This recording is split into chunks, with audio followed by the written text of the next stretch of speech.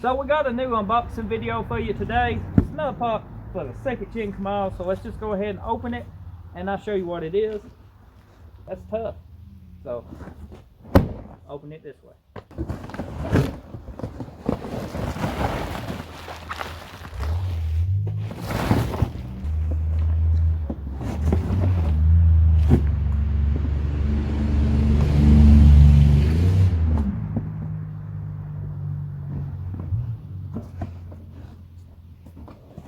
Can you grab it?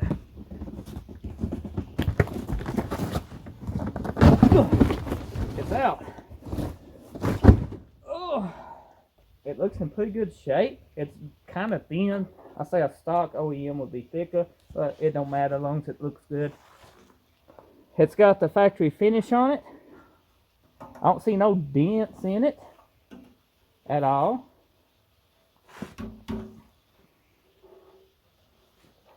Looks pretty good. Can't wait to see it installed.